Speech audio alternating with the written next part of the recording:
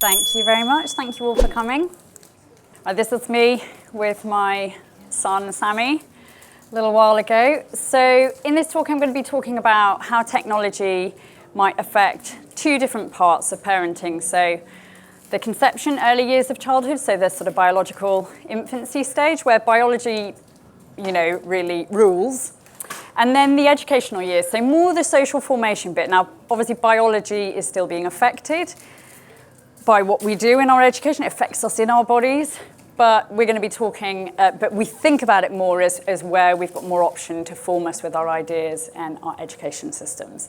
So my own background is actually in environmental philosophy more and environmental history, but I moved into bioethics. So what I'm not is a scientist, so we're going to have a little dive where we need to know sufficiently in the science that's affecting us, but I can't answer any of your deep questions about how the science works. You'll have to go to Ganesh Taylor's talks on that here. We're going to talk more overview about what's on the horizon, which in our ethics sort of work, that's what we do. We have to scan roughly what's going to affect us and think about how we can approach it. So the first thing we sort of have to think about as parents is what actually are we? So I like to think about us a little bit as fruiting bodies. So as you know, with a mushroom, the organism is actually under the surface. So you have the mycelium under the surface. And the odd thing about us is if we can think about how we reproduce as an organism, what we can see is kind of like the fruiting body. So we're the bit that is noticed by another of our kind, and we meet and we reproduce and we have babies. But the interesting question about us and how it affects the technologies affect us and how they affect our value system is, what's our mycelium type thing? Is it our genome? Is it our value systems? What's the invisible part of us that we are the fruiting body of? So this is an idea that's going to recur. So what kind of parents are we biologically? So there's lots of different parent-child models across nature, and some are not so great.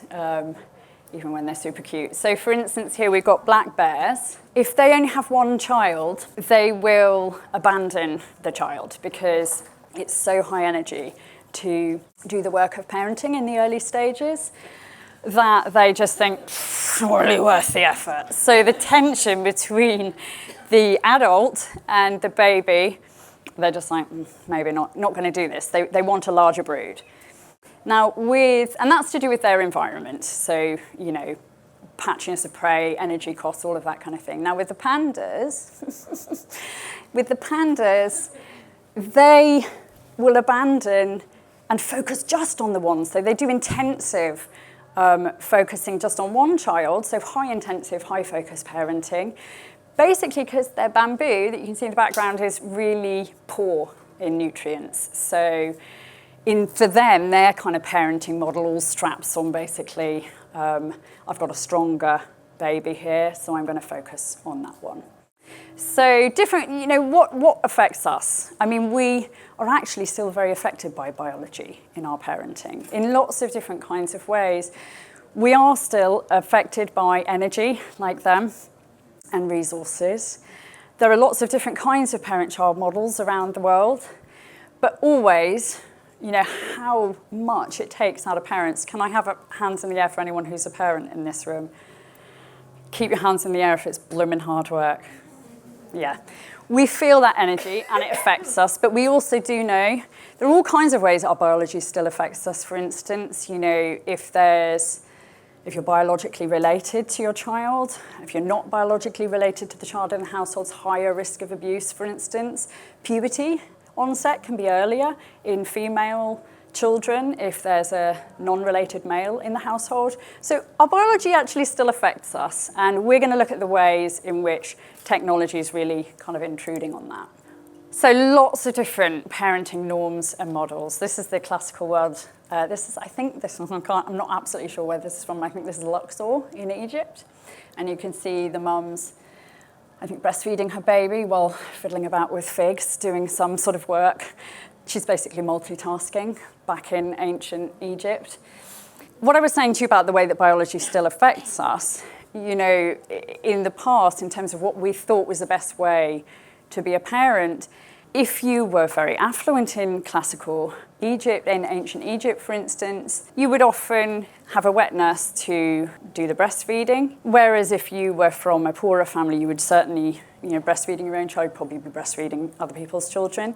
Throughout a lot of the kind of early stages of parenting in human history, predominantly learning takes place through proximity and pursuing the tasks that your father or mother have done, and usually through observation.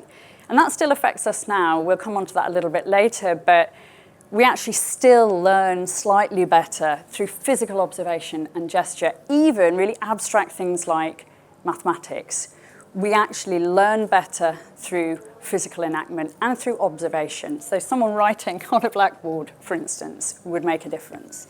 But obviously, we're now here at the Automated Parenting. We've had lots of different ways of interacting with what we think is best for our children. So in classical Greece, for instance, they kind of thought you weren't really a legal person until you were accepted into the family in a kind of formal sense.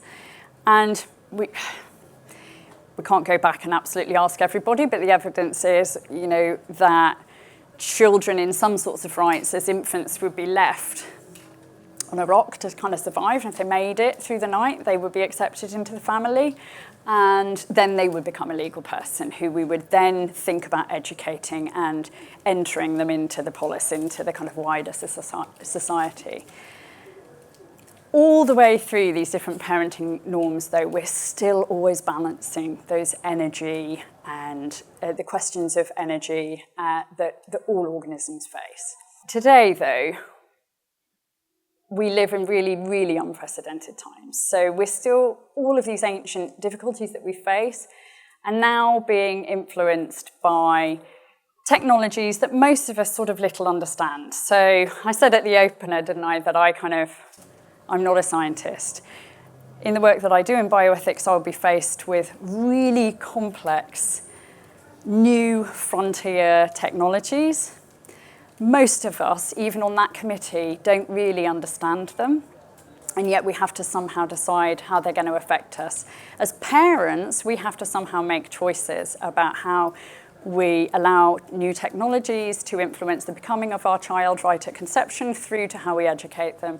It's a very difficult time, and at the moment, it's just kind of creeping in without any of us understanding the implications or really knowing how we can make choices about them.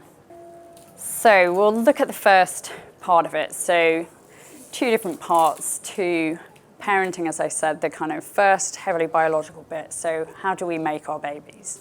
In Denmark in 2003, they made prenatal screening for Down syndrome available to any parent who wanted to have it. Now, the screening's pretty good, but obviously it's not going to perfectly guarantee that your baby would definitely have Downs or not.